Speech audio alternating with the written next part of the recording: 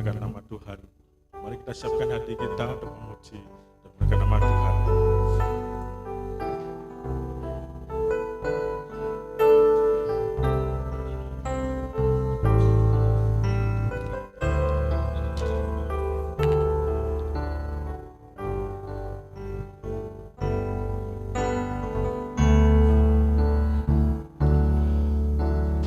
Hanya Tuhan yang ku andalkan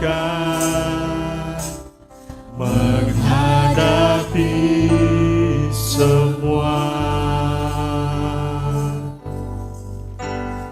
Takkan pernah dia kecewakan saat ku menyembah.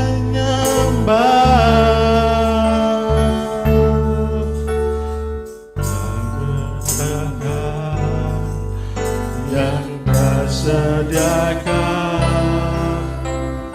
tepat pada waktunya. Ku berseru, dia lepaskanku, tempat harapanku.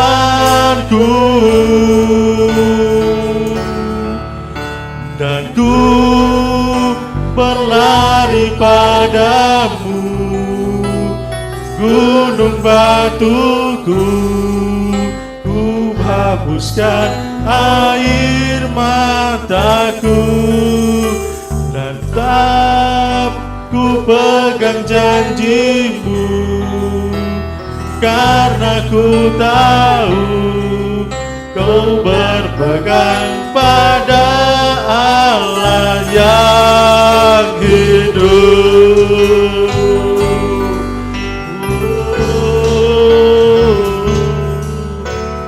Hanya Tuhan yang ku andalkan menghadapi semua. Takkan pernah dia kecewakan saat ku menyembah. Pertolongan yang Dia sediakan tepat pada waktunya. Ku berseru, Dia lepaskanku, tempat harapanku, dan ku berlari padamu, gunung batuku, kau hapuskan air mataku. Tetap ku pegang janjimu, karena ku tahu kau terpegang pada Allah yang hidup.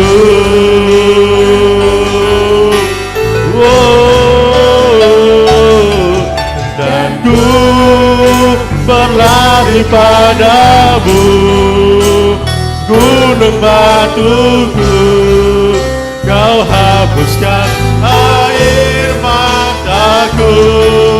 Tetap ku pegang janjimu, karena ku tahu kau berpegang pada Allah yang hidup.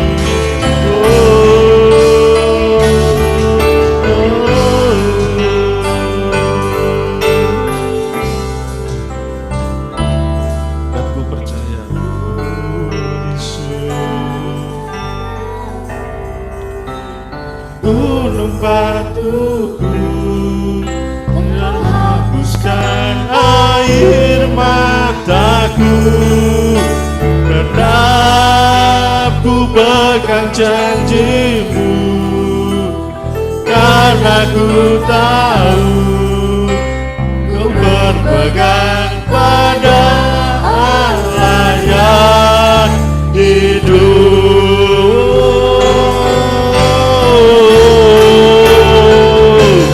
Dan ku berlari padamu, gunung batuku, ku hapuskan air mataku, tetap ku pegang janjimu, karena ku tahu kau berpegang pada Allah yang hidup. Ku berpegang pada Allah yang hidup.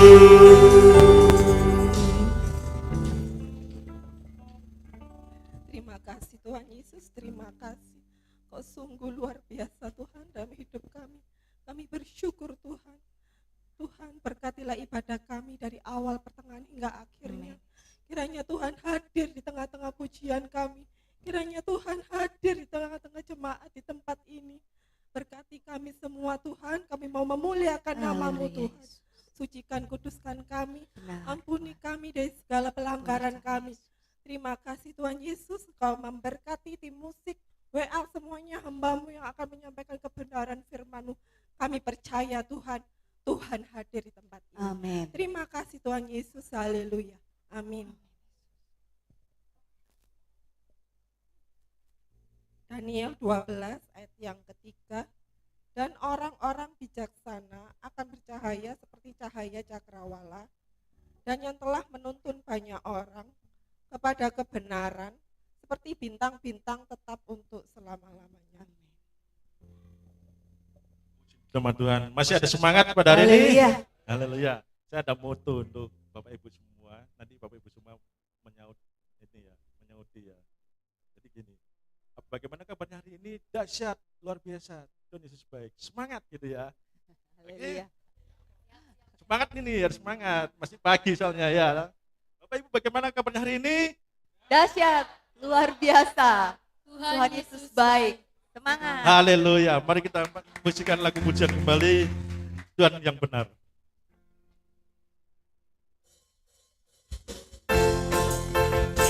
Mari Bapak Ibu saya undang lu bagian berdiri.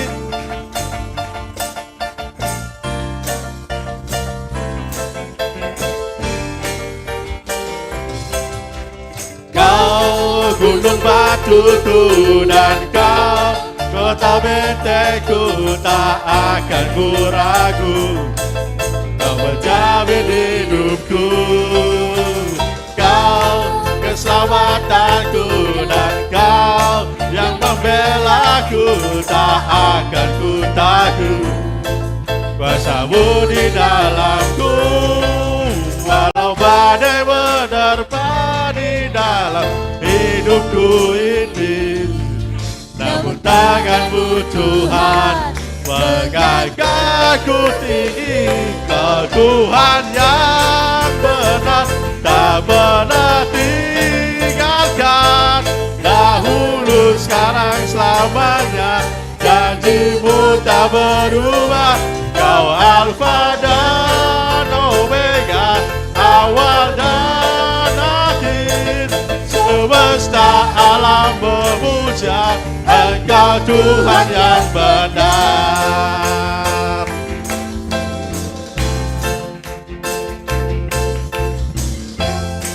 Gunung batuku dan kau, kota bentengku, tak akan ku ragu. Kau menjamin hidupku, kau keselamatanku, dan kau yang membelaku, tak akan ku takut.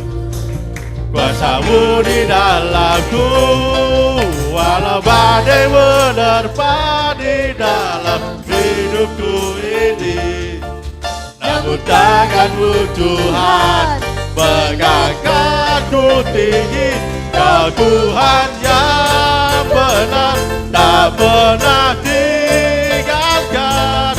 Dahulu, sekarang, selamanya, janji-Mu tak berubah.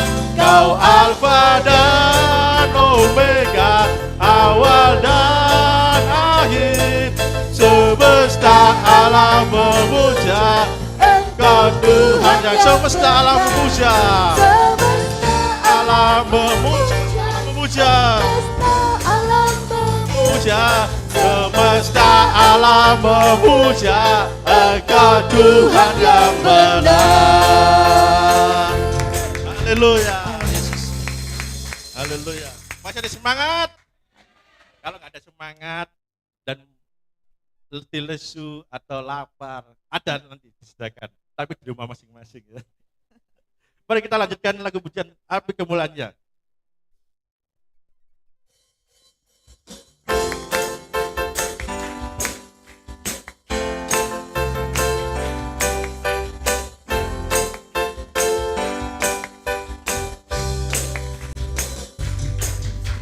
Dengarkanlah suara nafiri memanggil semua umatnya Dari seluruh penjuru bumi datang untuk menyembah Dia.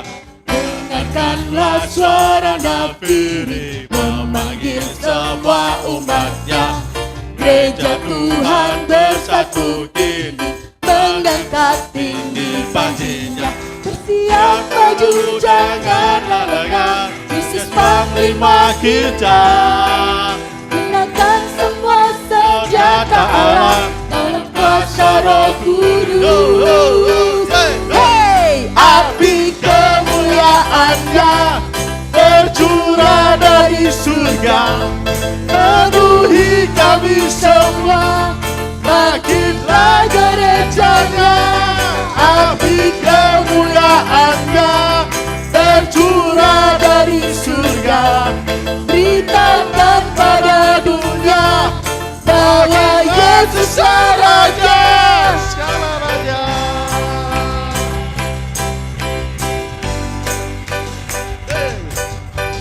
Dengarkanlah suara nafiri memanggil semua umatnya. dari seluruh penjuru bumi datang untuk menyembah Dia. Dengarkanlah suara nafiri memanggil semua umatnya. Gereja Tuhan bersatu kini mengangkat tinggi paginya. Bersiap maju janganlah lengah. Yesus Panglima kita, gunakan semua senjata Allah dalam kuasa Roh Kudus. Hey, api kemuliaan-Nya tercurah dari surga, penuhi kami semua, bangkitlah gerejanya. Api kemuliaan-Nya tercurah dari surga, beritakan pada dunia bahwa Yesuslah Raja, segala raja.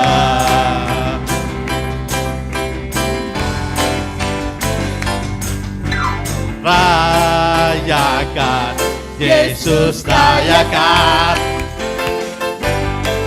Rayakan, Yesus rayakan.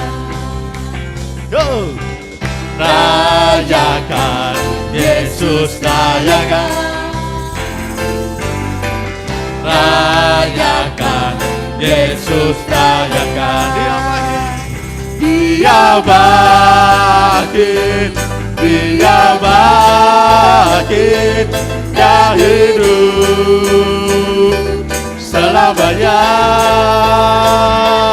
Dia bangkit, Dia bangkit.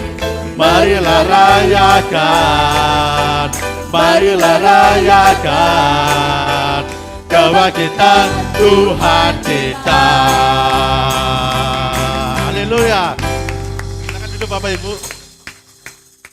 Silakan duduk Bapak Ibu. Baik, saya membuka ruang kesaksian pada hari ini. Selama sepekan ini pasti ada kebaikan Tuhan yang Tuhan kasih kepada kita. Jadi pasti Bapak Ibu mendapatkan berkat dari Tuhan. Baik, saya persilakan bagi Bapak Ibu yang mau menyaksikan dari Tuhan, saya memberikan ruang kesaksian buat Bapak Ibu.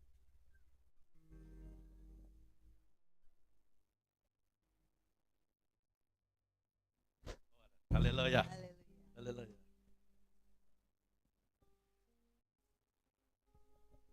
Shalom, selamat pagi Bapak Ibu. Ya, terima kasih saya menyaksikan cinta Tuhan dan kasih-Nya kepada kami sekeluarga. Saya mau bersaksi tanggal 14 kemarin itu ada sepupu saya itu pelantikan pembaretan. Nah, di waktu kami mau pakaikan baret di atas kepalanya, terus maminya telepon ke kami. Ada kakak, pokoknya ada sepupu saya itu punya kakak itu, istrinya juga kebetulan lagi melahirkan di rumah sakit tapi operasi. Jadi di dalam hati kami itu kami kumpul, saya kumpulin sepupu-sepupu saya omong begini. Kita lagi bahagia, ada susahnya juga, jadi imbang. Terus kami kumpul semua di bawah pohon, selesai kami baret, terus sepupu saya itu lari-lari gitu, atraksi kami kumpul di bawah pohon kami. Kayak dalam hati kami masing-masing ini, Tuhan itu baik buat kami. Ya, dan keluarga kami di kampung juga bahagia, adik saya juga sampai di Surabaya ya. Puji Tuhan berjalan dengan baik. Dan untuk kami keluarga semuanya juga sehat sampai saat ini. Terima kasih Tuhan Yesus, itulah kesaksian kami. Haleluya, puji Tuhan. Kesaksian yang sangat luar biasa bahwa meskipun Pak Arnold dari perantau ya, tapi semangatnya juga luar biasa ini. Haleluya. Mari kita lanjutkan pujian kembali. Bahwa Tuhan juga.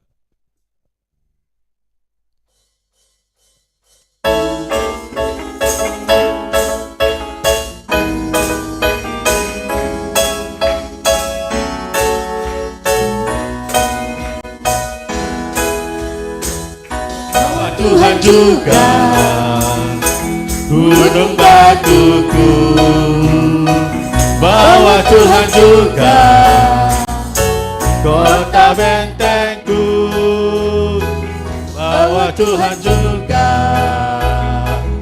penolongku, yaitu Allahku dan gunung batuku. Aku Bahwa Tuhan juga bahwa Tuhan juga kota bentengku, bahwa Tuhan juga penolongku, yaitu Allahku dan gunung batuku. Aku percaya akan Dia. Aku percaya akan Dia. Selamatku, aku percaya akan Dia, tempat perlindunganku, tempat perlindungan yang tinggi. Saya undang untuk bagi berdiri Bapak Ibu. gunung Batuku, bahwa Tuhan juga kota bentengku, bahwa Tuhan juga penolongku, yaitu Allahku dan gunung batuku. Aku percaya akan Dia, Sang perisaiku. Aku percaya akan Dia, tandus selamatku, aku percaya akan Dia.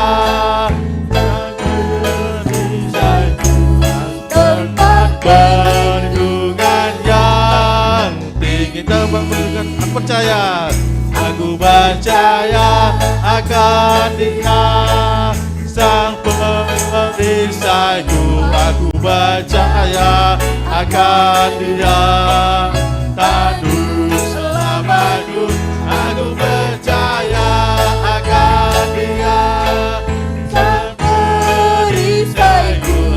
Tempat perlindungan yang tinggi, tempat perlindungan yang tinggi. Haleluya. Tempat perlindungan yang tinggi. Puji nama Tuhan. Haleluya. Mari Bapak Ibu, kita siapkan hati kita untuk mendengarkan firman Tuhan. Oleh sebab itu mari kita sambung pujian kembali.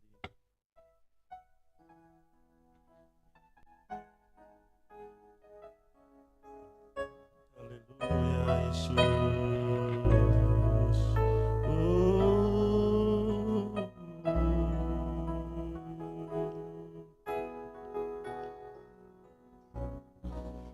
Ku hidup karena percaya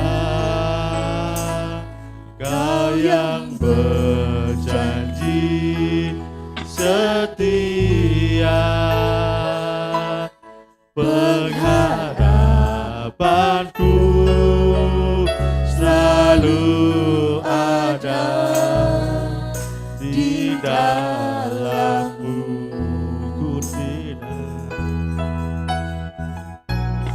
Ku tidak akan menyerah meski dalam kesesakan. Seluruh hidupku dalam genggaman aku punya Tuhan.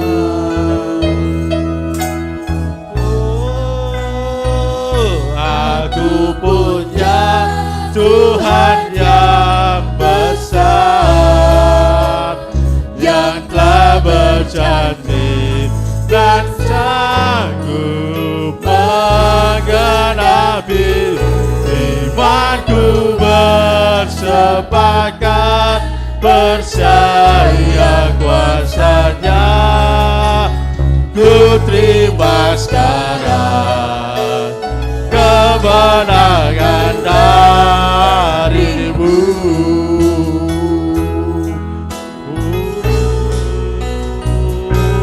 Ku hidup karena percaya Kau yang berjanji setia,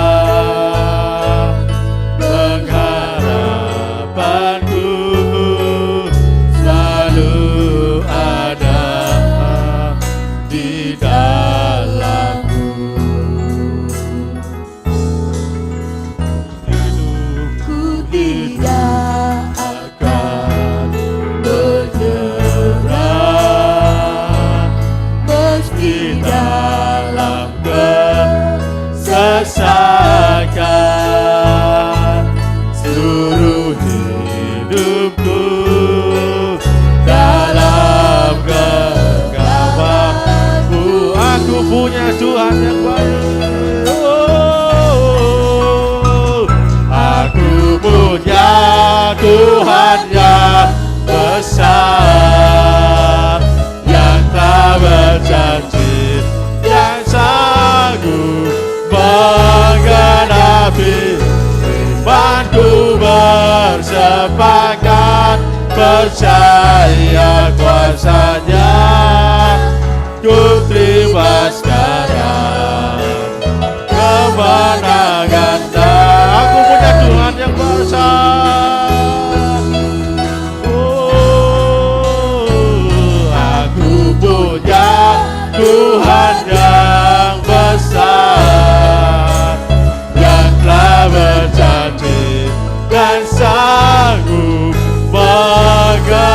Nabi, imanku bersepakat percaya kuasanya.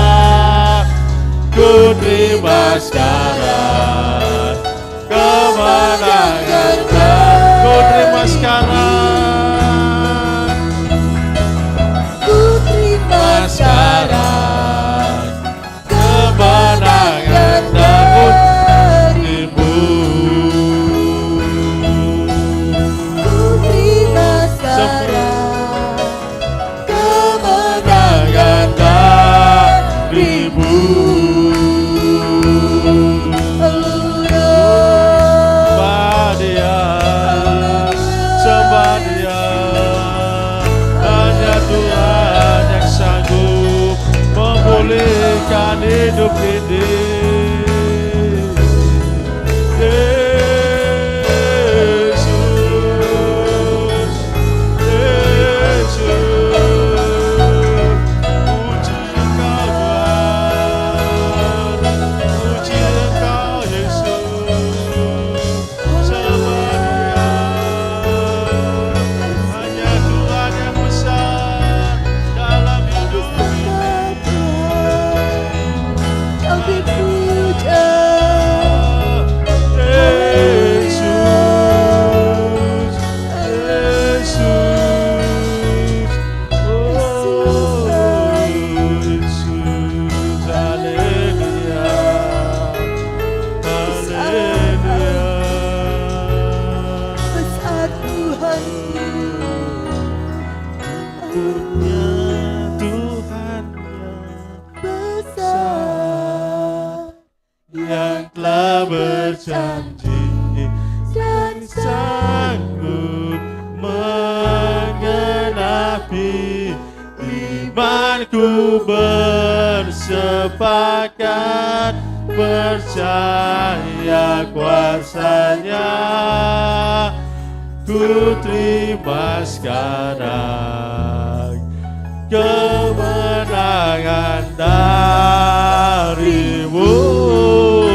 Sembah Dia lebih tinggi, ku besar. Aku punya Tuhan yang besar. Yes Tuhan, Kamu punya Tuhan yang besar dalam hidup ini. Hanya Engkau yang selalu disebut dan kucurah. Sepakat percaya kuasanya. Ku terima sekarang, ku terima sekarang, ku terima sekarang, ku terima sekarang kemenangan darimu. Terima kasih Tuhan, terima kasih Yesus. Aku punya Allah yang besar, aku punya Allah yang dahsyat. Engkaulah Tuhan sumber kekuatan bagi kami. Engkaulah Yesus pengharapan dalam kehidupan kami Tuhan. Hanya kepadamu Yesus kami menyerahkan semua pergumulan kami. Tuhan, kami telah menyenangkan hatimu dengan memuji memuliakan namamu. Tiba saatnya Tuhan kami akan mendengarkan sabda firman-Mu. Kiranya Yesus Engkau urapi Bapak Gembala yang akan menyampaikan firman-Mu ini Tuhan. Engkau berkati Bapak Gembala, Engkau berkati pelayanannya, Engkau berkati rumah tangganya. Terima kasih Tuhan, terima kasih. Kami siap mendengarkan firman-Mu Tuhan. Di dalam nama Tuhan Yesus, haleluya, amin.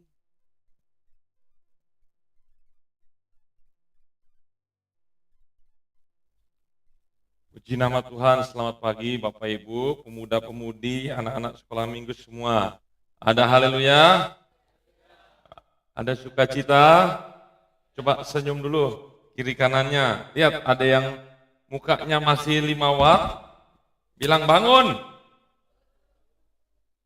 Ya, hari ini saya akan membawakan tema yaitu membangun otoritas Kristen. Sekali lagi, membangun otoritas Kristen. Nah, kalau kita lihat, apa itu namanya otoritas? Otoritas. Ternyata otoritas itu tidak jauh-jauh dari seorang penguasa. Otoritas itu adalah suatu bentuk kekuasaan. Setiap manusia pasti punya, Bapak Ibu mau berkuasa atau mau dikuasai. Pasti Bapak semua manusia punya naluri mau punya kuasa atau punya hak yang diberikan. Nah, jadi kalau saya bilang otoritas Kristen ini adalah membangun kekuasaan atau diberikan hak kepada setiap anak-anak Tuhan untuk, nah ini dia, untuk apa? Yang pertama, memimpin. Jadi kekuasaan ini bukan sebagai bentuk penyalahgunaan. Nah ini seringkali disalahgunakan oleh hamba-hamba Tuhan ataupun pelayan-pelayan Tuhan. Jadi mentang-mentang dia sudah ditunjuk pelayan, mentang-mentang dia sudah ditunjuk sebagai hamba Tuhan, apalagi sebagai pengkhotbah, ini disalahgunakan. Tetapi seharusnya otoritas itu diberikan kepada orang-orang Kristen, kepada hamba-hamba Tuhan, kepada anak-anak Tuhan secara khususnya untuk pertama memimpin. Jadi memimpin itu ciri khasnya bukan seperti kambing. Kalau memimpin ciri khas seperti gembala kambing, maka di mana? Gembala itu posisinya di depan atau di belakang? Di belakang, tetapi cara memimpin otoritas Kristen adalah gembala itu harus di depan. Jadi ini ada banyak step-stepnya. Gembala agung itu adalah Yesus. Di bawah Yesus itu adalah gembala saya. Di bawah saya ada suami. Tetapi ketika suami belum percaya kepada Yesus atau dia sudah percaya Yesus tapi kadar rohaninya rendah, itu bisa digantikan dari istri sebagai otoritasnya. Dan kemudian baru di bawahnya adalah pasangan hidupnya. Yang tadi saya katakan kebalik ini. Karena ini nggak bisa. Otoritas Kristen itu tidak semerta-merta dia harus pria. Ini yang harus diperhatikan. Karena segala sesuatunya itu diberikan Tuhan yang pertama kali harus memberikan teladan. Jadi kalau seorang pria atau seorang suami tidak bisa menjadi teladan, ini akan bergeser. Nggak bisa. Jadi jangan mentang-mentang. Nah ini juga bisa melompat. Ketika gembala tidak bisa memberikan otoritas, ini nggak bisa. Karena segala sesuatu itu datangnya dari Tuhan. Yang kedua, otoritas itu diberikan untuk mempengaruhi. Ketiga, mengajarkan. Keempat, membimbing. Kelima, memberi teladan. Yang keenam dan terakhir, menasihati atau bisa menegur. Nah, fungsi daripada otoritas ini adalah mempengaruhi orang lain agar hidupnya bisa sesuai dengan Kristus. Jadi kita bisa mempengaruhi orang lain. Contoh kayak suami mempengaruhi istri, mempengaruhi anak-anak. Istri ketika diberikan otoritas dia mempengaruhi suami atau mempengaruhi anak-anak. Bahkan ketika orang tuanya tidak percaya, anak-anak ini bisa diberikan otoritas untuk bisa mempengaruhi kedua orang tuanya. Ingat, mempengaruhi ini harus tertuju kepada Kristus. Nah, coba kita buka dulu Kisah Rasul 1 ayat yang ke-8 sebagai ayat pertama kita. Kita bangkit berdiri semua, Kisah Rasul 1 ayat 8. Kalau sudah katakan amin. Cepat ya. 1, 2, 3. Tetapi kamu akan menerima kuasa kalau Roh Kudus turun ke atas kamu, dan kamu akan menjadi saksiku di Yerusalem dan di seluruh Yudea dan Samaria dan sampai ujung bumi. Silakan duduk. Sebenarnya targetnya, hasil akhirnya adalah yang Tuhan mau bahwa setiap umat percaya itu dia penuh dengan Roh Kudus. Karena ketika orang penuh dengan Roh Kudus, maka otoritas Allah akan turun di atasnya. Tetapi ketika seseorang belum penuh dengan Roh Kudus, minimal dia menjadi orang percaya dulu. Karena ketika dia percaya orang tersebut, Di dalam perjanjian baru dikatakan dimeteraikan oleh Roh Kudus. Roh Kudus akan memeteraikan orang-orang percaya sebagai tanda milik. Nah, mengapa anak Tuhan perlu membangun otoritas? Nah ini dia. Karena ternyata Bapak Ibu, kita itu diberi tugas. Setiap orang-orang percaya, siapapun di sini, baik itu anak-anak kecil, pemuda remaja sampai orang dewasa, itu kita punya tugas. Jadi saya seringkali kalau ada orang Kristen, dia cuma datang dan pergi, itu saya katakan, dia hanya adalah satu jenis orang yang egois. Mohon maaf, ini harus saya katakan. Karena kita jadi orang Kristen, itu punya tugas. Apa tugasnya? Buka Matius 28 ayat 19. Bukan tugasnya pendeta. Matius 28 ayat 19. Buka aja Markus. Kalau ketemu Markus, pasti langsung 28. Matius 28 ayat 19. Apa di sini dikatakan? Karena itu pergilah. Di situ dikatakan apa? Jadikan semua bangsa. Siapa yang ditugaskan untuk menjadikan semua bangsa murid Tuhan adalah pendeta? Bukan. Ini adalah tugas anak-anak Tuhan. Kalau kita berkata, saya anak Tuhan, berarti ini tugas untuk kita. Oh, tapi saya nggak bisa mengajar. Nanti kita akan sampai tahap sana. Bahwa seseorang Kristen itu tidak harus berdiri di mimbar. Nggak selalu.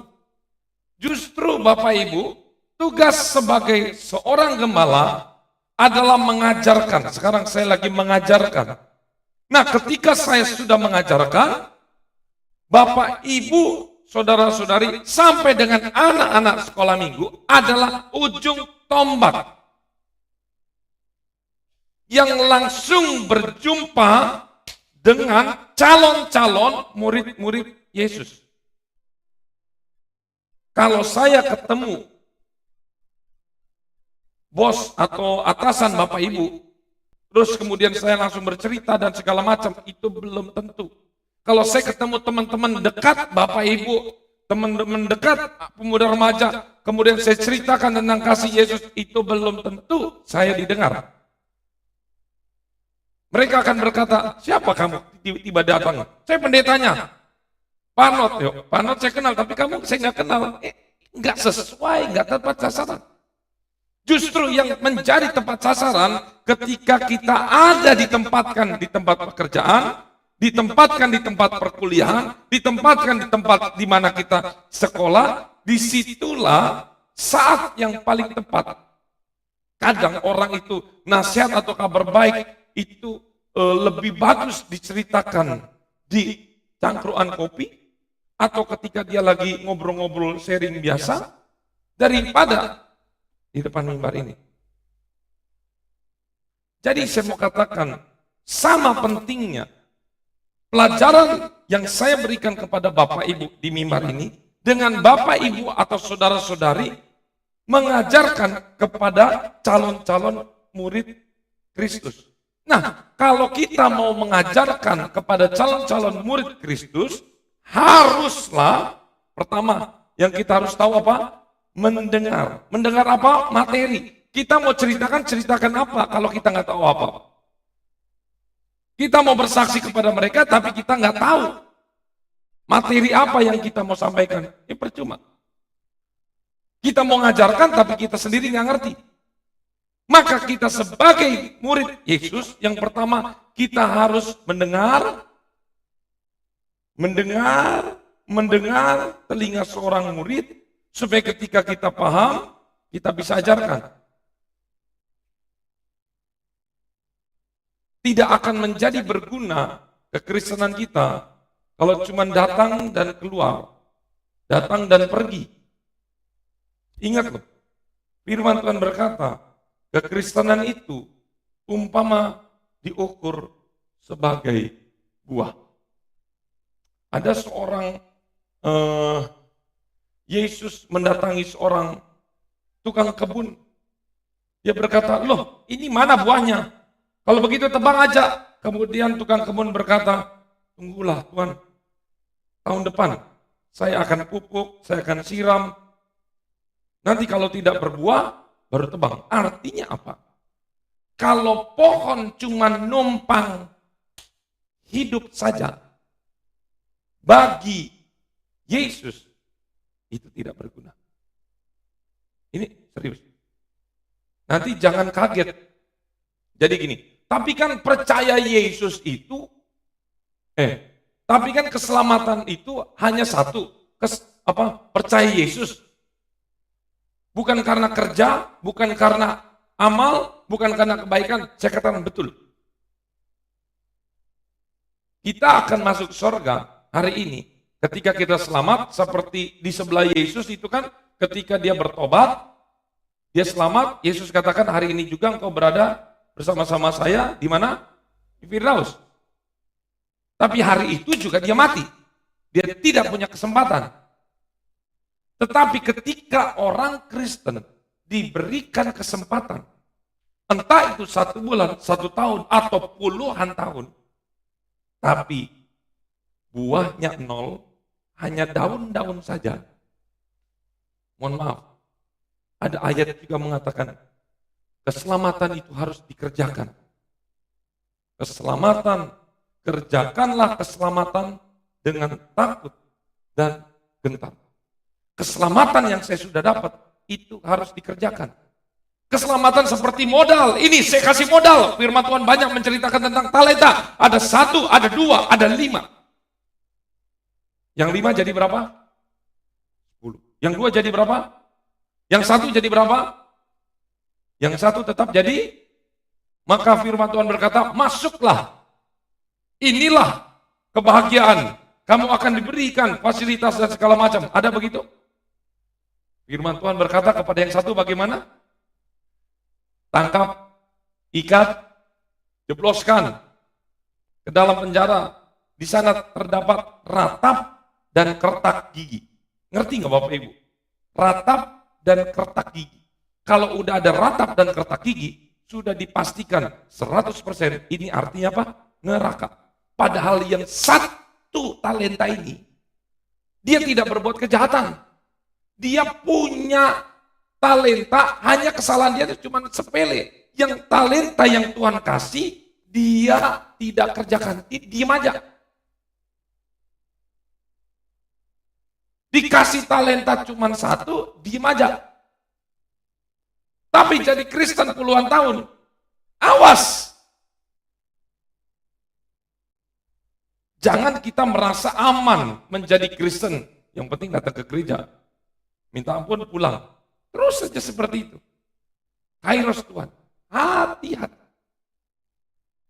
Saya katakan begini, bukan berarti bahwa setiap orang Kristen harus jadi pelayan semua. Karena pelayan Tuhan mengerjakan talenta itu ada luas, tidak hanya di gereja, tetapi juga di lingkungan. Jujur, tidak hanya di gereja, tetapi di lingkungan, di tetangga, waktu kita di rumah, bahkan waktu kita di tempat bekerja, waktu kita juga di sekolah. Ingat ini, Bapak Ibu. Jadi anak Tuhan itu harus punya buah. Menjadi kesenangan seorang gembala ketika ketemu orang lain, ditanya, Pak, Bu, kenal sama ini? Loh iya, itu jemaat saya. Loh itu Bu, rampok itu Bu, rumah saya. Malu. Tapi ketika, Pak kenal, Bu kenal sama Bapak ini. Oh iya kenal, kenapa Bu? Itu jemaat saya loh Bu, itu orangnya baik. Teladan, itu namanya Bapak Ibu sudah mengeluarkan buah. Gak usah ngomongin di pelayanan dulu. Karena talenta yang satu ini sebenarnya bicara banyak hal. Talenta satu itu apa kira-kira Bapak Ibu? Yang paling simple, yang semua orang bisa lakukan. Ada banyak, bukan hanya cuma satu. Maksudnya jenisnya, kira-kira yang paling simple, pasti semua orang bisa lakukan. Senyum, bisa, betul. Berdoa, semua bisa kan? Senyum, kalau yang nggak punya mulut, mungkin nggak bisa senyum. Kalau mulutnya lagi dijahit, atau lagi apa, lagi kram, lagi mungkin kelainan, mungkin nggak bisa senyum. Oke lah, tapi jarang ya. Saya nggak pernah nemu sih orang nggak bisa senyum. Kalau nggak bisa senyum berarti dia nggak bisa makan dong. Ya, kecuali kena apa namanya? Stroke, bukan sariawan. Stroke. Ya oke, dia nggak bisa senyum. Tapi dia bisa berdoa. Ya Om, tapi saya berdoa Om di rumah. Ya doanya kamu tuh saya tahu lah. Doa cuman makan. Tuhan berkati makanan ini. Kalau mau tidur, Tuhan saya mau tidur suruh jagai. Masa Tuhan jagai kita terus? Emang dia satpam? Tuhan saya mau pergi, Tuhan jaga lindungi. Ya benar sih. Oke lah kita minta perlindungan Tuhan, itu doa yang nggak salah. Tetapi menjadi salah kalau kita jadikan Tuhan Aladin. Tuhan berikan saya berkat. Tring. Ada berkat. Tuhan, saya mau dijadikan Tuhan jongos. Dokter. Sakit, sembuh. Tapi menjadi salah semua kalau kita tidak pernah memberi apapun. Apa itu? Karena Tuhan juga suka namanya disembah. Suka di apa? Paling simpel menyembah itu. Kalau yang belum penuh dengan Roh Kudus, nggak perlu dulu dengan bahasa Roh Kudus. Kalau memang nggak perlu, kalau nggak belum penuh, nggak usah lama-lama, nggak usah. Yang paling simpelnya kita bernyanyi. Ini kan siapa di sini yang benar-benar nyanyi, mengucap syukur. Jadi di jalan nyetir nyanyi, lagi nyetrika ibu-ibu kita nyanyi. Nyanyi lebih baik, menyembah Tuhan itu salah satu bentuk kita memberikan penyembahan kepada Tuhan, supaya kalau ketika kita, Tuhan saya perlu ini, oh Tuhan langsung kasih. Kenapa? Karena Tuhan, coba secara logika aja. Kira-kira orang tua suka anak yang mana? Satunya suka minta-minta, satunya suka ngasih. Kira-kira kalau yang suka ngasih orang tua ini, sekalinya dia minta, Pak, Ma, minta dong, pinjemin uang saya 1 juta. Jangankan 1 juta. Kalau anak ini suka ngasih, baik, suka tidak melawan apa, nurut semua, jangankan 1 juta. Nih saya kasih setengah harga bagian saya. Itu kan secara logika. Tuhan suka disenangkan. Ingat, jadi orang Kristen jangan sukanya, kan firman Tuhan berkata lebih baik tangan di mana? Atas, memberi. Memberi. Jadi apa-apa minta, Tuhan saya minta begini, Tuhan. 10-an tahun, 50-an tahun minta-minta Tuhan terus. Ini Kristen yang kalau diberkati kabur dia. Loh, mana bapak ini? Mana ibu ini? Kok udah gak kelihatan? Oh ya baru beli motor baru. Suka ngebujuk, itu kan model begini. Wah, hati-hati. Hati-hati. Kita harus menjadi teladan. Ingat, tugas orang-orang Kristen adalah untuk apa? Menjadikan semua bangsa murid.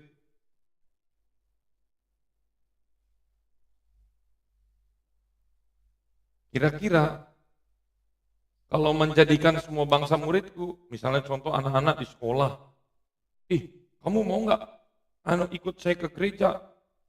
Saya yakin teman kita nggak akan mau kalau mulut kita itu tidak menjadi teladan sebagai seorang murid. Kira-kira mau nggak kita diajak, ayo kita ke gereja nih, sedangkan dia sendiri hidupnya nggak benar. Saya yakin teman kita menolak. Teman kita akan berkata, kamu ngajak saya ke gereja supaya saya hidup kudus, lah kamu aja hidup dalam dosa. Seorang istri ngajak suami, ayo Pak kita ke gereja.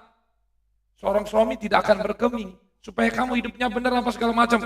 Suaminya bilang, kamu aja mulutnya nggak benar.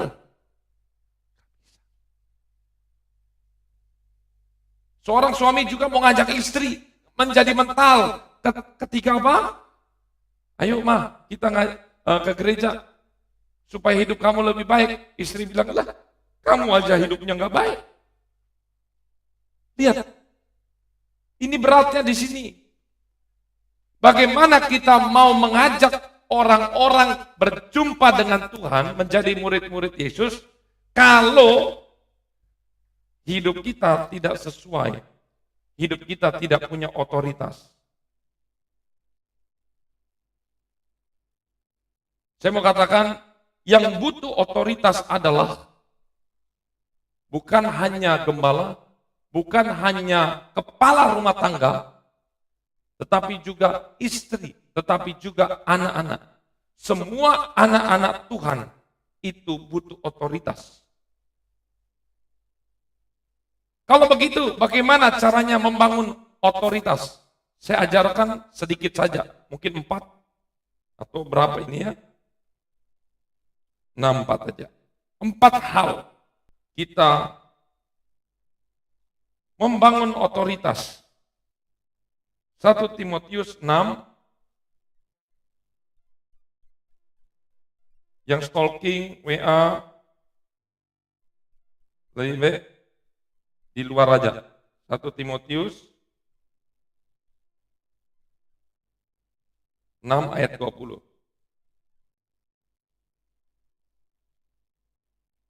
Coba lihat teman-teman suami istri. Nah, bagaimana kita mau menasihati? Ayo hidup benar. Kita aja dengar firman Tuhan aja. Isinya setan semua itu yang dilihat tuh. Gangguannya terus gosok-gosok. Nanti kalau HP-nya hilang, kita nangis, Tuhan tolong HP saya hilang. Minta dibelikan HP, udah dikasih HP tidak dipakai dengan baik.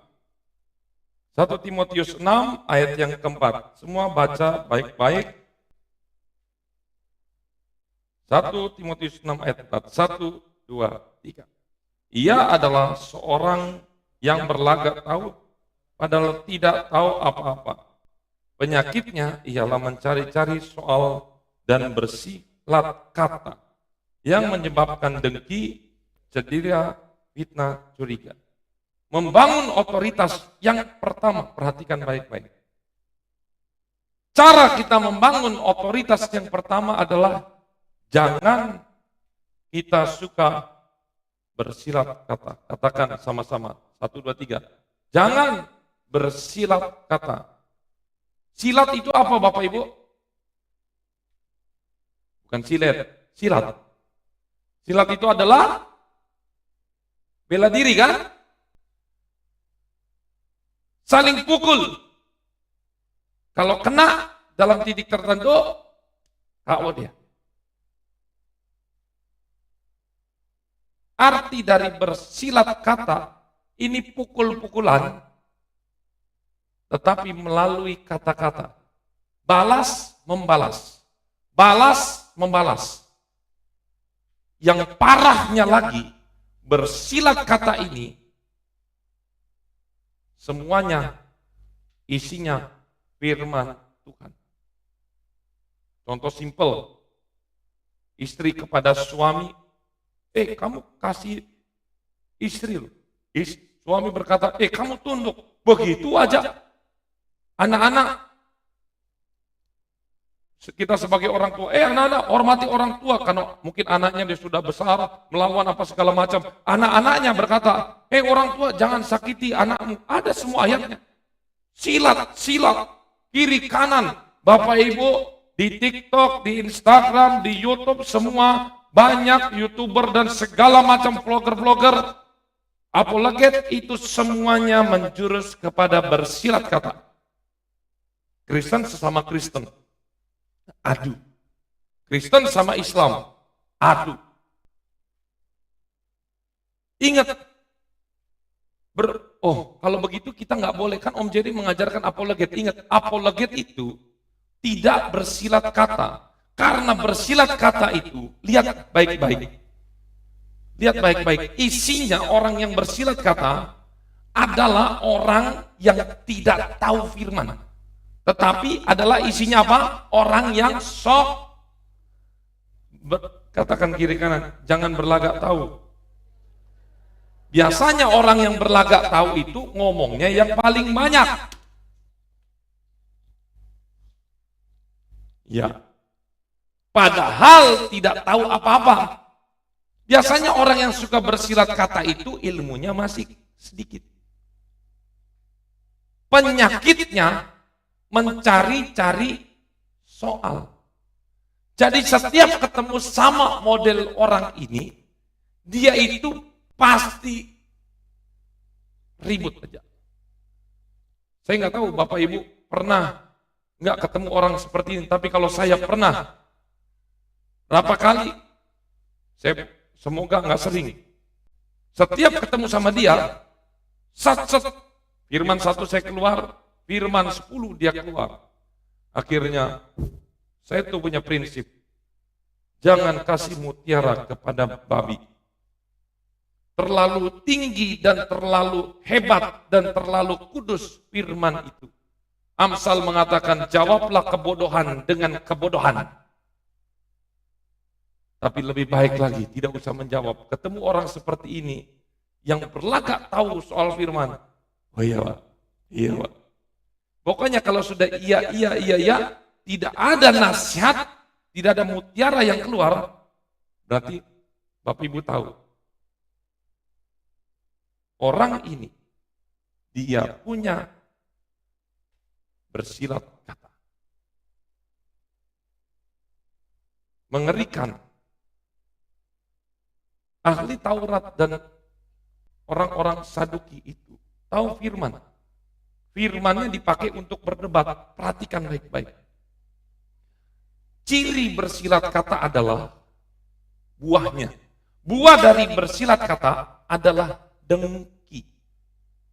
Katakan dengki. Coba cari tahu arti dengki itu apa? Tiba-tiba saya tertarik dengan arti dengki. KBBI.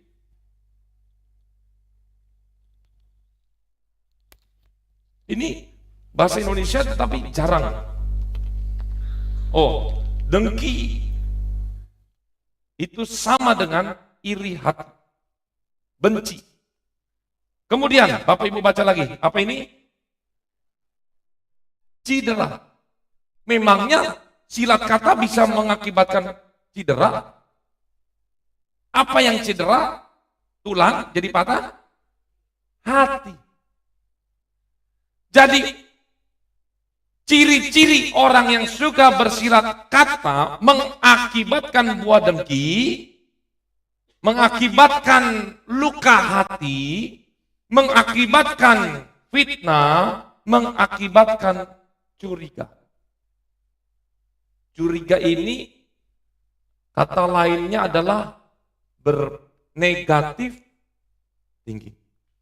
Pintar. Ingat Bapak Ibu, semua yang di tempat ini termasuk saya. Jangan membangun satu konsep bahwa saya tidak boleh kalah. Saya harus bisa menjawab dan segala macam. No. Hati-hati. Ketika kita tahu banyak firman, punya indikasi untuk bersilat kata. Tapi saya jawabnya firman. Jangankan kamu, iblis aja loh nyobain Tuhan Yesus berapa kali yang keluar firmannya? Jangan kita berkata bangga kita punya banyak firman. Tetapi kalau sudah mengakibatkan lawan bicara kita cedera, atau ketika kita berbicara dengan orang kita sudah cedera hati kita, lebih baik stop. Hentikan perdebatan. Silat-silat. Nggak usah lawan lagi. Stop. Aduh, misi ya. Ya, oke. Ketika ada di kumpulan orang-orang di sekitar kita bersilat ini, pokoknya nggak mau kalah. Hindari. Ketika ada istri sama suami cekcok, udah menjurus ke bersilat kata, kamu ini begini, oh nggak bisa, ini begini, oh nggak bisa. Kita mundur. Stop aja dulu. Stop dulu. Tidak boleh ayat Alkitab dipakai untuk ayat membalas pedang-pedangan dengan Alkitab.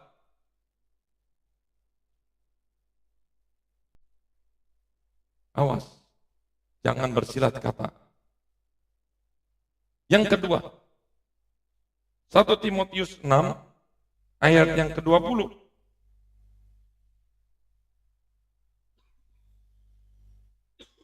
Satu Timotius 6 ayat yang ke-20. Sudah? Baca. Hai Timotius, peliharalah apa yang telah dipercayakan kepadamu. Ini dia. Hindarilah omong kosong dan yang tidak suci dan bertentang-tentangan yang berasal dari apa yang disebut pengetahuan. Jadi yang kedua adalah untuk membangun otoritas. Yang pertama, jangan bersilat kata. Yang kedua, hindari omong kosong. Omong kosong yang apa? Yang tidak suci. Ngomong yang tidak ada gunanya. Tahu nggak? Di dalam Amsal 11 ayat 13, coba lihat dulu. Nih, saya kasih tahu. Terjemahan baru berbeda dengan, saya bagus ini, terjemahan TSI ini bagus. Amsal 11 ayat 13, siapa mengumpat, membuka rahasia. Tetapi siapa yang setia, menutupi perkara. Tetapi TSI, terjemahan TSI Indonesia juga, dibilang begini, siapa suka bergosip, apa? Siapa suka bergosip, membocorkan rahasia. Betul apa enggak ini? Ulang lagi. Siapa suka bergosip, membocorkan rahasia. Tetapi orang yang setia dapat dipercaya untuk menyimpan rahasia. Arti daripada omong kosong atau menghindari omong kosong, artinya apa? Perbuatan dan perkataannya itu harus selaras. Seringkali anak-anak tidak mau nurut sama orang tua. Kamu begini, ini kamu begini. Tapi anak seringkali melawan. Kenapa? Karena orang tua tidak selaras perintahnya dengan tingkah lakunya. Kita berkata sama anak, jangan panjat pohon. Orang tuanya panjat pohon. Jangan turun sumur. Orang tuanya turun sumur. Perkataannya dengan perbuatannya tidak selaras. Hati-hati. Menghindari omong kosong. Seringkali ini terjadi di dalam kumpulan-kumpulan. Contohnya, ini yang menjadi seringkali kita ada. Kita mau menginjil kepada kumpulan orang-orang itu, kemudian kita masuk. Di situ ada penjudi, di situ ada peminum, tukang mabok, tukang judi. Wah, pokoknya kumpulannya nakal-nakal semua. Dan kita di situ menjadi membaur dengan mereka. Tetapi di satu sisi ketika kita masuk di lingkungan satunya, kita mau menginjil, kamu nggak boleh minum, nggak boleh mabok, kamu nggak boleh berjudi. Terus orang itu lihat, loh kamu kan yang di kelompok 1, kamu enggak berkata apa-apa. Katanya kamu mau menginjil, kamu hanya diam-diam aja, dan kamu juga enggak menegur, dan kamu juga enggak pergi. Tetapi ketika sama saya, kok kamu berani menegur? Kenapa yang di sana enggak berani menegur? Nah, ini menjadi batu sandungan. Seringkali orang-orang Kristen terjebak dalam situasi ini. Jadi saya sarankan lebih baik kita menjauhi kelompok-kelompok yang hidupnya itu tidak benar. Selain firman Tuhan berkata, pergaulan yang buruk merusak kebiasaan baik, tetapi orang itu akan melihat kita. Kok katanya kita mau menginjil? Menginjil kan tidak harus membawakan firman, tetapi kita juga tidak berbuat apa-apa, diam di situ, ketawa hai hai, habis itu kita pulang. Tidak ada dampaknya. Sedangkan ketika kita mau menginjil ke orang lain, itu menjadi batu sandungan karena kita sering berkompromi dengan kelompok yang di sini. Wah, itu hati-hati Bapak Ibu. Jadi jangan kita suka bergaul, lebih baik kita memisahkan dengan kelompok-kelompok seperti ini. Ya. Kemudian, yang kedua adalah hindari omong kosong. Yang ketiga, catat baik-baik, 1 Korintus 4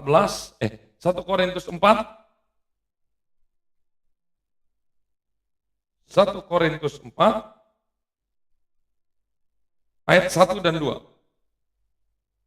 1 Korintus 4 ayat 1.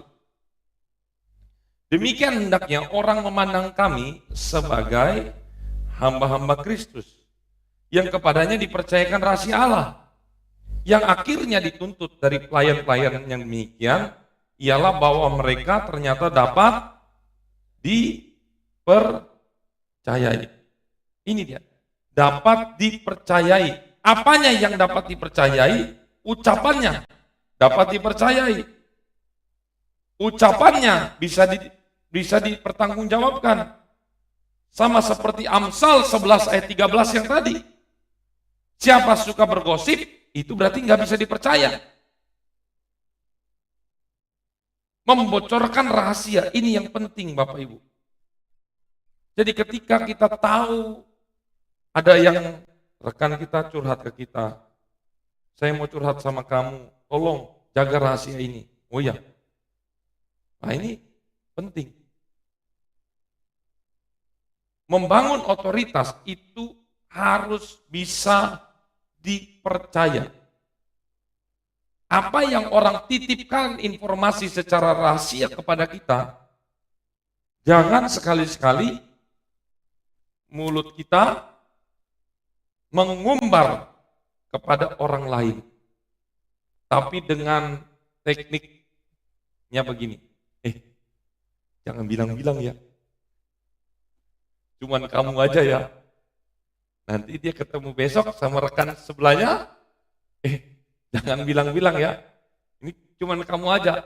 Seterusnya jadi semua orang tahu dan dia selalu menggunakan alibi, jangan bilang-bilang, cuman kamu aja. Ini jelas. Siapa suka bergosip, membocorkan rahasia. Tetapi orang yang setia dapat dipercaya. Menjadi orang Kristen itu harus dapat dipercaya. 3 hal ini aja.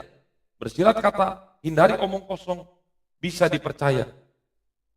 Dan yang terakhir, oh ini ada. Amsal 17 ayat 9. Ini bagus mengenai rahasia. Satu dulu ya, ini Amsal 17 ayat yang ke-9. Siapa menutupi pelanggaran, mengejar kasih. Tetapi siapa membangkit-bangkit perkara, menceraikan sahabat karib. Artinya apa ini? Maksudnya gini, siapa menutupi kesalahan, pelanggaran itu kesalahan, dia itu mengejar kasih. Jadi ketika ada rekan kita, saudara kita punya kesalahan, kita tahu. Ingat, jangan diumbar. Ketika suami punya kesalahan, jangan diobral. Ketika istri punya kesalahan, jangan diobral. Ketika anak punya kesalahan, jangan diobral. Tahu diobral murah? Tahu nggak? Tahu diobral? Ketika anak-anak tahu kesalahan orang tua, jangan diumbar. Itu harus ditutupi. Lihat, siapa menutupi pelanggaran atau dosa atau kesalahan, dia itu mengejar kasih. Tujuannya apa kita mengumbar? Untuk apa? Biasanya untuk supaya mempermalukan orang tersebut. Nanti ujung-ujungnya menimbulkan apa? Cedera hati. Ingat ini, harus ditutupi. Ada aturannya, ketika orang itu melakukan kesalahan, firman Tuhan berkata, bagaimana yang pertama? Dihadapkan kepada 4 mata. Kamu begini, ya begini, udah begini. Udah, selesai 4 mata sudah bertobat, sudah baik, selesai. Tapi kalau enggak, tambah lagi 2. Berdua, hadapi 1. Tapi kalau masih bandel juga, dihadapkan kepada seluruh jemaat. Ada aturannya. Jangan diumbar. Hati-hati, bapak-bapak, ibu-ibu, jangan mengumbar kejelekan pasangan. Anak-anak, jangan mengumbar kejelekan orang tua. Awas ini. Awas.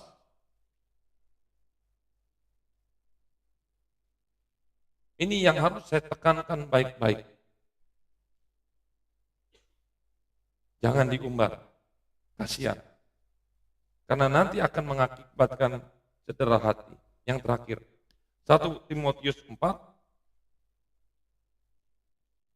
1 Timotius 4.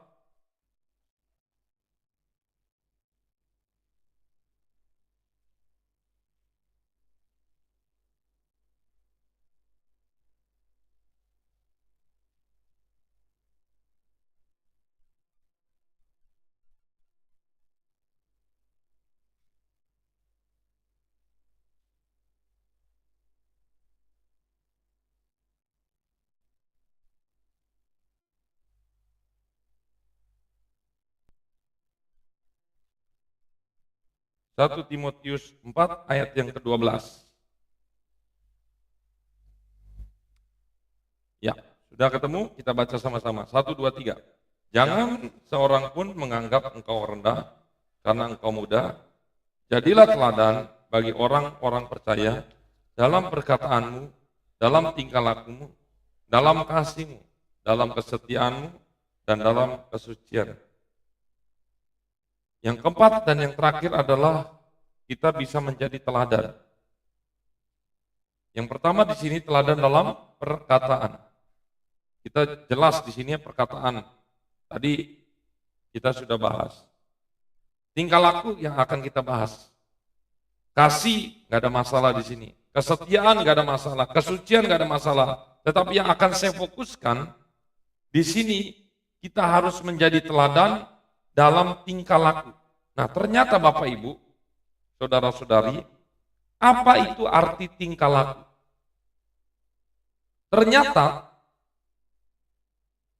Paulus berkata kepada Timotius, jadilah teladan dalam tingkah laku. Ternyata tingkah laku itu ini memiliki makna yang dalam.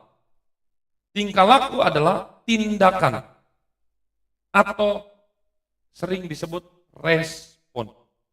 katakan respon, yang ditujukan oleh seseorang dalam berbagai situasi. Jadi ketika kita dalam situasi sedih, responnya apa? Ketika kita dalam situasi senang, responnya apa? Ketika kita dihina, respon kita apa? Itulah yang disebut tingkah laku. Ketika kita difitnah, responnya apa? Sebagai kesaksian, waktu saya pelayanan kemarin, ada yang pelayanan kemarin, setelah selesai, kemudian ditanya jawab, dia tanya satu hal, dan kemudian saya jawab, kemudian ada yang tidak terima, dia sampai gebrak. Sebenarnya ini kata-kata yang paling tidak sopan. Kemudian dia mau jawab, saya kan responnya selalu tertawa. Langsung dia bilang apa? Jangan ketawa. Coba. Jangan ketawa. Kalau saya tidak punya tingkah laku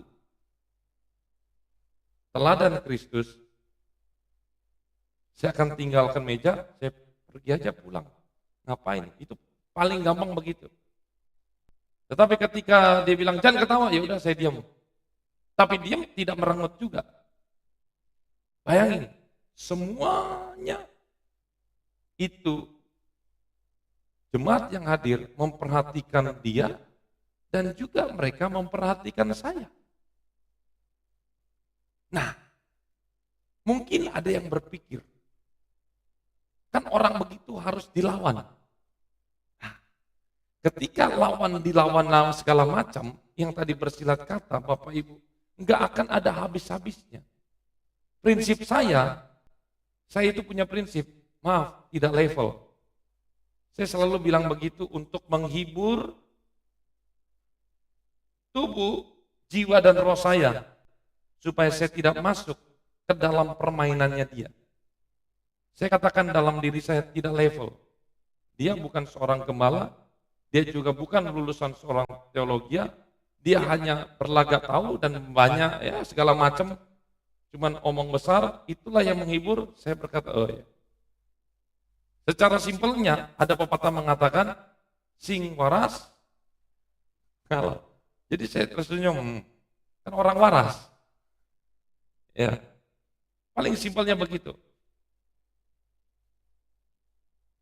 Tidak membalas, saya juga tidak mau keluarkan ayat-ayat firman Tuhan. Saya bilang sama yang lain, gak mau saya berdebat firman Tuhan karena firman Tuhan ini terlalu kudus buat saya.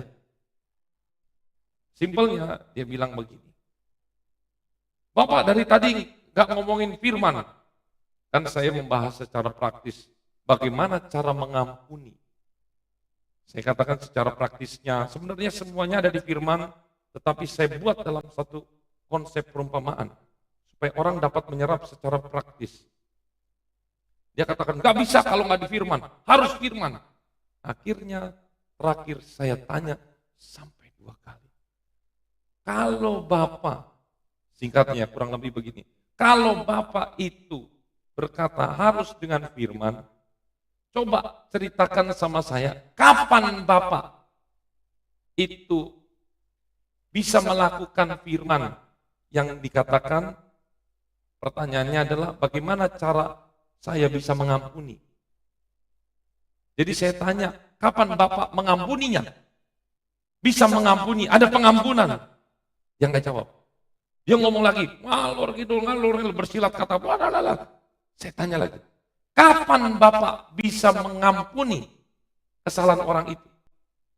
Tidak dijawab dulu. Artinya apa? Firman dia sudah tahu, ngelotok banyak. Dan dia berkata, nggak bisa di luar firman, harus firman menjawabnya. Lah, ini kan bertentangan. Katanya harus firman. Tapi firman yang dia tahu, dia pun tidak bisa melepaskan kepahitan.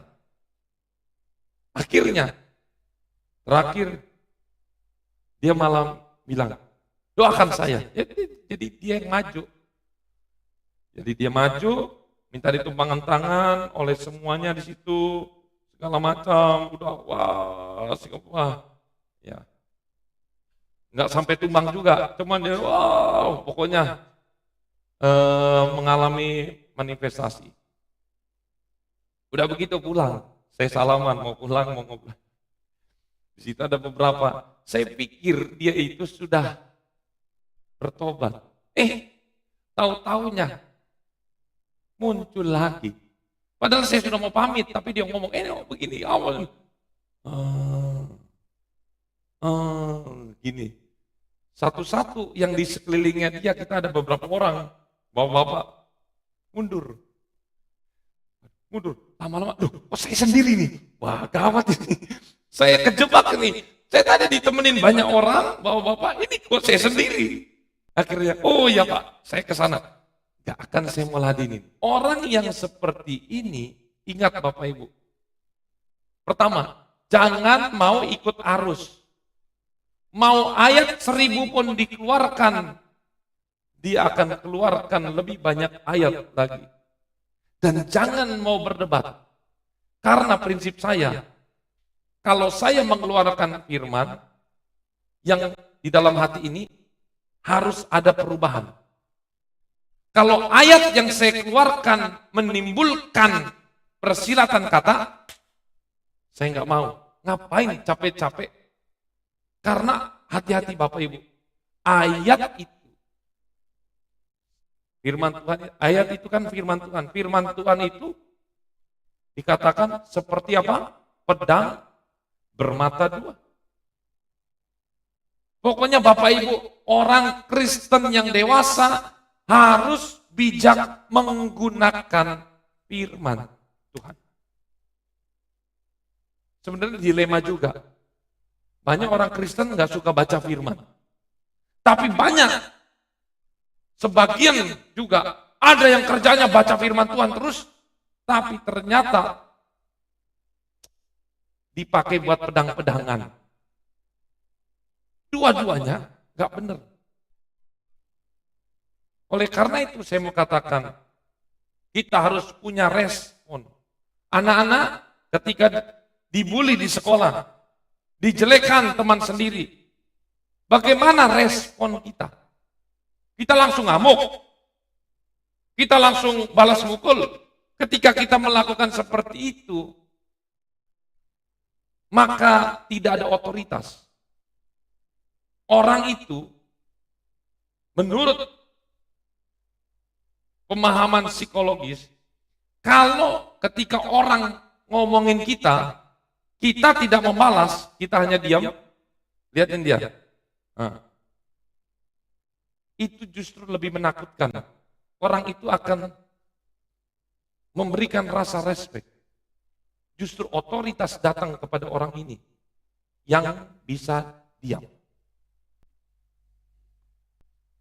Kalau kita balas merepet, balas, derajat kita turun.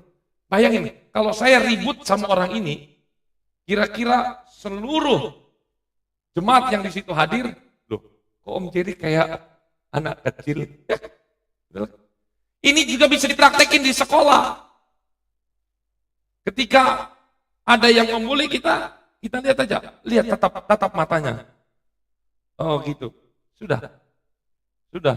Ya sudah, kalau sudah duduk aja, nggak usah ini. Udah. Misalnya teman kita tanya, lo kenapa kamu sing waras ngalah?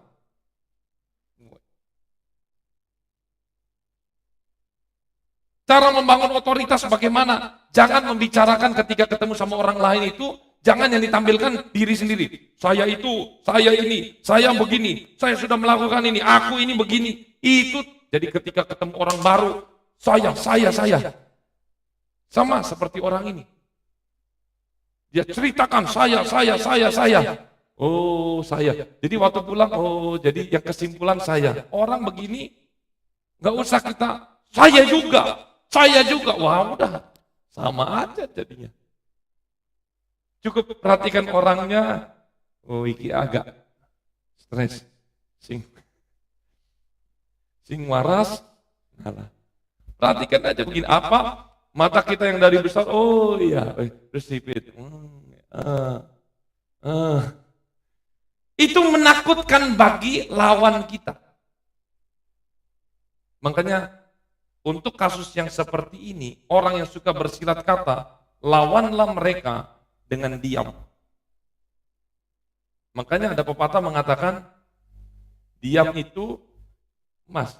Amsal juga berkata, orang yang bodoh, tapi ketika dia diam, disangka dia punya banyak hikmat. Itu trik-trik. Makanya bapak-bapak ketika diomelin sama istri, dia diam aja. Senggol dong. Tapi lebih mengerikan adalah seorang istri, biasa dia merepet, kemudian dia ajak debat, dia diam. Loh, kok diam ini? Wah, alias apa nih? Jangan-jangan sudah tidur di luar saya sebentar nih. Istri ketika sudah diam, itu jauh lebih menakutkan. Karena biasanya dia ngomong, cerewet. Ketika diam, kok aneh nih. Ya. Itu Bapak Ibu. Ketika kita berada di lingkungan yang toksik, punya pendirian. Jangan kita, saya mau menginjil apa. Ingat, saya mau bilang ketika pendeta pun ingin mentobatkan para yang ditretes tuh, apa nama ininya? Ya, prostitusi, ya. Maksudnya tuna, biasa kan ada tuna. Tuna susila. Supaya nggak kasar begitu, ya, tuna susila.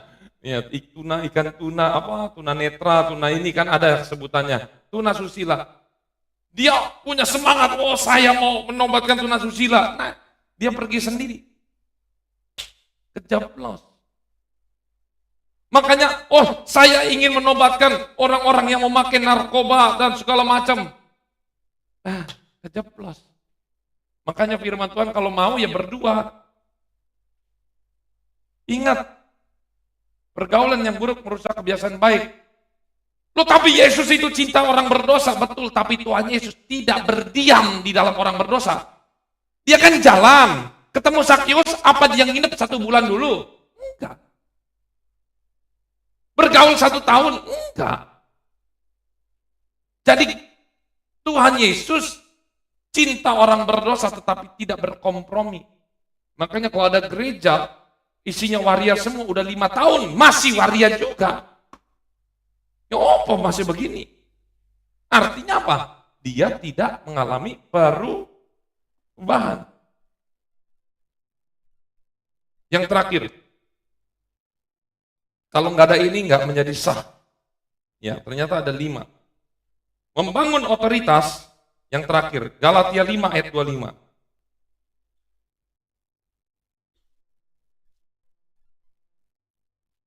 Galatia 5 ayat 25. Kalau kita mau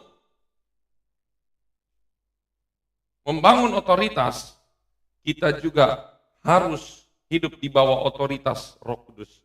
Firman Tuhan berkata, jikalau kita hidup oleh Roh, baiklah hidup kita juga dipimpin oleh Roh Kudus. Orang yang dipimpin Roh Kudus pasti diberikan otoritas sama Tuhan. Jadi otoritas itu ketika kita mau melakukan apapun, kita tanya, Tuhan mau bagaimana? Roh Kudus tolong. Apa yang harus saya ngomong? Ketika Roh Kudus nggak ngomong, ya udah nggak usah ngomong. Diam di mana aja. Diam. Berarti Roh Kudus suruh kita diam. Tapi kalau ketika Roh Kudus suruh kita bicara, bicaralah. Seringkali hidup kita celaka karena hidup kita tidak mau dipimpin oleh Roh Kudus. Otoritas tidak akan datang kepada orang yang tidak mau hidupnya dipimpin oleh Roh Kudus. Gampang kok. Hidup dipimpin Roh Kudus itu, bagaimana caranya hidup dipimpin Roh Kudus? Ingat, Roh Kudus, orang-orang yang sudah hidup di dalam Tuhan, sudah dimeteraikan oleh Tuhan, pasti hati nurani kita itu akan berbicara. Karena Roh Kudus itu sudah duduk di dalam hati nurani kita. Ketika kita ingin melakukan sesuatu, hati nurani berkata, jangan. Nah, kita harus nurut, jangan tabrak aja. Amin. Oleh karena itu, orang tua, suami, istri, sampai dengan anak-anak, kita harus punya otoritas. Kalau kita punya otoritas, saya yakin banyak jiwa-jiwa yang akan dimenangkan di dalam Tuhan. Mari kita masuk di dalam penyembahan. Ku hidup karena percaya, aku punya Tuhan yang besar.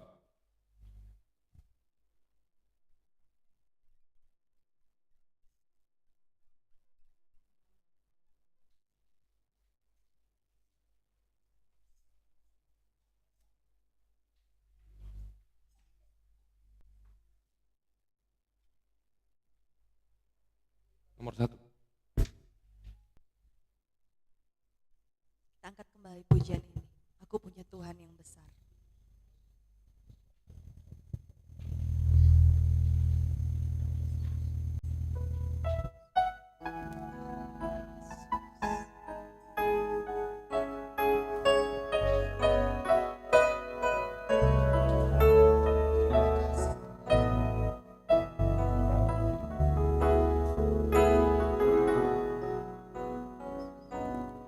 Ku hidup karena percaya,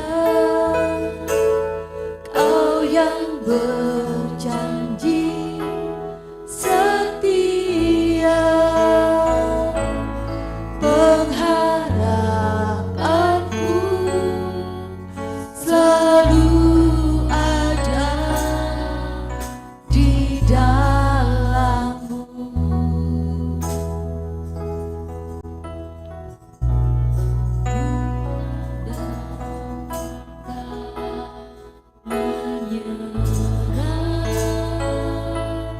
Meski dalam kesesatan,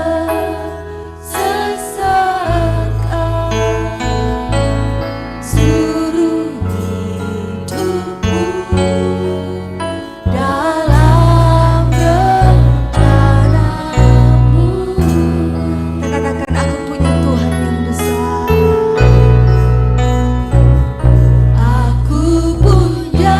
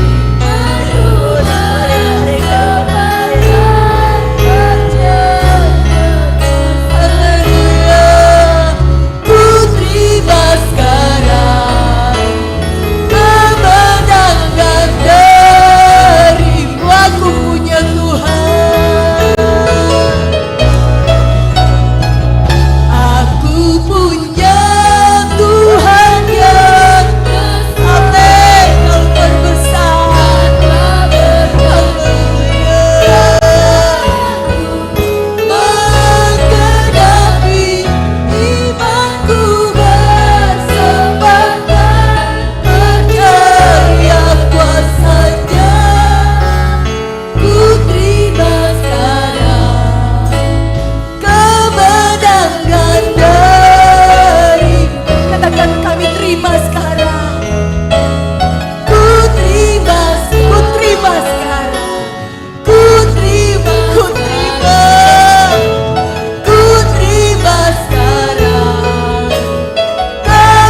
kemenangan darimu.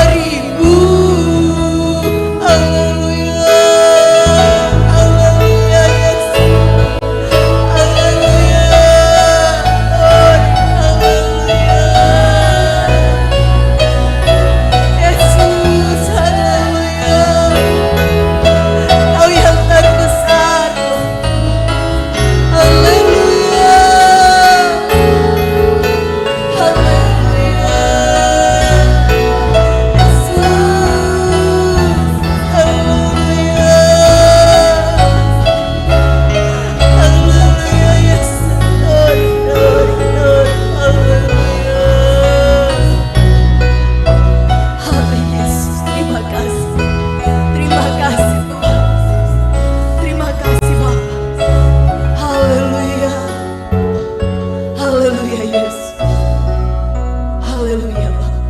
Kami mengucap syukur Tuhan buat siang yang indah ini. Kami telah mendengarkan kebenaran firman Tuhan. Biarlah pada siang hari ini Tuhan, turunlah otoritas Allah atas kehidupan kami. Turunlah perkenanan Tuhan atas hidup kami. Biarlah Tuhan, kami bisa menjadi berkat di mana saja kami berada. Orang-orang bisa melihat teladan Yesus ada dalam hidup kami. Terima kasih Bapa kami yang baik. Kami masih banyak kelemahan, masih banyak kekurangan. Tapi kami mau lagi Tuhan, lebih lagi belajar pada Yesus. Biarlah Tuhan, Engkau yang senantiasa menuntun setiap kehidupan kami. Engkau yang senantiasa memegang tangan kami Bapa. Jangan biarkan Tuhan, kami berjalan salah Tuhan. Tapi kami mau terus berjalan dalam kebenaran Tuhan. Memberkati hamba-Mu yang telah menyampaikan firman Tuhan. Biarlah Roh Kudus senantiasa mengurapi hamba-Mu. Kami semua yang telah mendengarkan kebenaran firman Tuhan, kami mau melakukan firman-Mu.